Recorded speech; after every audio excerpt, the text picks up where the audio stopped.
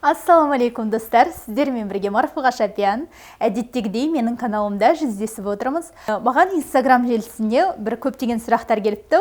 Соның ішінде әсіресе орамалға қатысты сұрақтар. Бір құрбы қызымыз орамал таққым келеді, орамал тағу ниетім бар, бірақ жұмысқа тұра алмай қалам ба деп қорқам, жұмысқа тұруға кедергісін келтірмей ме деген сұрақ қойған екен. Енді өзімнің басымдағы тәжірибемен бөліскім келеді және басқа да қыздарға бір өзімнің шағын кеңесімді бере кеткім келеді. Соның ішінде енді орамалдың парыз екенін мен айтпасам да, орамал тағу керектігін, оны өздеріңіз жақсы білесіздер. Сосын менің алдыңғы видеоларымда мынандай бір комментарийлар болыпты. Ой, қазақтың қыздары бұлай тақпайды, қазақтың қыздары да басқалай деген сияқты. Соларға қатысты бір-екі ауыз өзімнің жауабымды айта кеткім келеді. Қазақтың қыздары әркез орамал таққан. Мысал келтіретін болсам, біздің кезіндегі Шоқанның әжесі Айғаным ханымның да бас кимешекпен фотосы бар, өздеріңіз білесіздер. Мұқағалидың анасы Нағиман әжеміздің суретін сіздерге қазір көрсетіп тұрмын. Міне, онда да көріп тұрсыздар, анамыз кимешекпен болған. Немесе Әбіш Кекілбаев секілді ғаламат жазушыны дүниеге әкелген Айсәуле анамыз, ол да кимешекпен отыр, әдемі болып орамалын тағып. Бұдан кейін күні кеше кеңес үкіметі кезінде өмір сүрген Дина Нұрпейісова әжеміз, күйші мықты, ол да тек қана кимешекпен фотолар қалған. Немесе қарапайым басқа да қаншама бізге суреттер жеткен әйелдердің, қазақ әйелдерінің орамалмен жүргенін, орамал болғанда да кимешек кигені. Енді біздікі де сол шамамен кимешек секілді, тек андай төбемізге былайынан үлкен қып қасаға орната алмай жүрміз. Енді әзірге мүмкіндігіміздің жеткені осы. Мүмкін болашақта біз де сол аналарымыз секілді кимешекпен жүретін боламыз, немесе өзіміздің заманауи бір орамалдарымыз шығатын шығар, кимешектер шығатын шығар. Ол болашақтың еншісінде деп ойлаймын. Дизайнерлер мүмкін жұмыс жасай жатар. Сондықтан ол жағын енді қазақ тақпаған, қазақ сөйтпеген, бүйтпеген деген ол білмеймін, бұрынғы әңгіме секілді. Өйткені қазақтың әйелдерінің баяғыда орамалсыз жүрмегені болмаған, керісінше. Мұны және де Мұхтар Әуезов атақты жазушымыз ол шариғат шәлісі деп атаған. Сол атау маған қатты ұнайды. Расымен бұл біздің шариғат шәліміз, былайша айтқанда. Өзіме қиын болды ма деген сұраққа келсек, шыны керек, мен орамал тағатын кезде бір жұмыссыз қаламау деген нәрсе менің ойымда ондай болған жоқ. Керісінше мен тек қана үйім ішімді ойладым, ата-анамды уайымдадым, олар қалай қабылдайды деген нәрсені. Ал бірақ жұмыссыз қалам, немесе басқалай қалай күн көрем деген нәрсе менің ойыма да кіріп шыққан жоқ. Бұған бұрынғы жұмысым, мысалы мен Жұлдыздар өтпасаңыз адам журналдарында істеген кезде, ол жақтағы басшым Жарылқап Қалыбай, редактор, ол кісі енді білмеймін, намазыма да ешқашан бір қарсы болып бір сөз айтқан емес. Мысалы мен редакцияның ішінде оқып жататынмын намазымды, сол кезде де бір қарсылық білдірген емес. Немесе мен бір жолы мынандай бір жағдай болды. Мен бір құрбым намаз оқитын, орамал тағатын, өзімен қатар журналистиканы бітірген.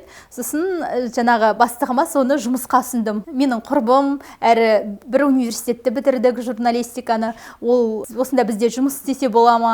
Тек бар несі, енді басында орамалы бар, сіз оған қалай қарайсыз деп сұрадым.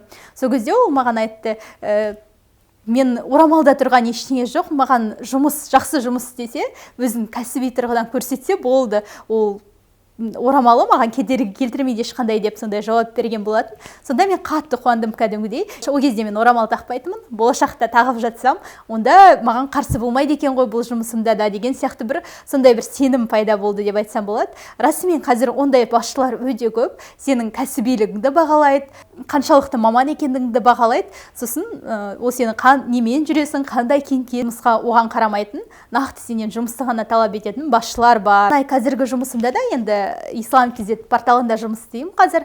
Онда да керісінше бұл нағыз өзімнің ортам деп айтсам болады. Ал сонымен қатар әдебиет порталына жазам. Ол жерде де менен ешқашан бір сен орамалың шешесің ба, немесе орамалың былай екен, немесе намаз оқиды екенсің ғой деген сияқты әңгіме болған жоқ.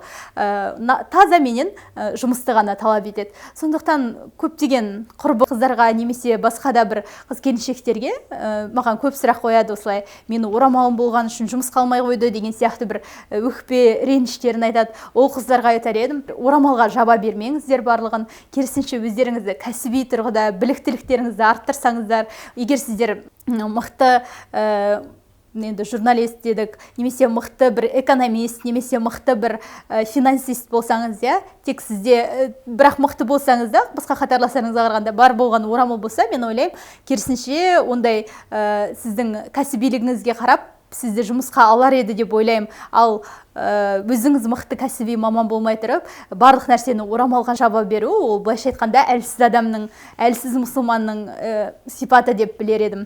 Сондықтан ешқандай қорықпаңыздар, жаңағы тәуекел ете біліңіздер. Содан кейін ол жұмыс жағынан да мәселе шешіледі деп ойлаймын. Енді рас мектептерде орамалды қыздарға сабақ беру жағы расымен қиын. Енді ондай қиыншылық кездесіп жатса да, онда сіздер қатты сабақ бергіңіз келеді, қатты мұғалімдікті жақсы көретін болсаңыз, онда үйден бала оқытыңыз, сіз мықты болсаңыз, ол сөз сіздерге баласын репетиторлық алып келеді. Ал не тіпті болмаса, магистратураны бітіріп алыңыз да университетке барып беріңіз, университетке де мықты мамандар керек. Ол жақта орамалмен мысалы сабақ беруге болады. Сондықтан ешқандай олай қорықпаңыздар, ешқандай бір себеп сылтау, жаңағы салдар іздемеңіздер, орамалсыз жұмысқа тұрмай қалам, басқалай болады деп. Барлық нәрсені Аллаға үміт ету керек. Енді біз орамалды Алланың разылығы үшін тағатын болғаннан кейін Алла Тағалаға тәуекел ету керек. Онда сөзсіз Алла Тағала сіздерді қалдырмайды, және өздеріңіздің кәсіби біліктіліктеріңізді арттыруды ұмытпаңыздар. Мен өйткені қаншама өзіме қатарлас құрбыларымды білем, орамалды қыздар, бірі дизайн саласында жетістікке жетіп жатыр, бірі мейкап саласында жетістікке жетіп жатыр, бірі тағы да басқа салаларда. Ондайлар көп айналамда, орамалды қыздар, компанияларда жұмыс істеп жүрген қыздар бар. Сондықтан тек қана Аллаға тәуекел етіңіздер, сіздердің де бір жұмыстарыңыз немесе басқа да істеріңіз оңтайынан шешіледі деген ойдамын және сенімдемін. Өздеріңіздің бастарыңыздан орамалға қатысты қандай да бір қиыншылықтар өткен болса, осы видеоның астында комментарийда қалдырыңыздар, лайк басыңыздар және каналыма жазылуды ұмытпаңыздар. Болашақта сіздерге сондай орамалды қыздардан қалай орамал таққаны жөнінде сұхбаттар алатын болам, осында жариялайтын болам. Сондықтан менімен бірге болыңыздар. Келесі кездескенше.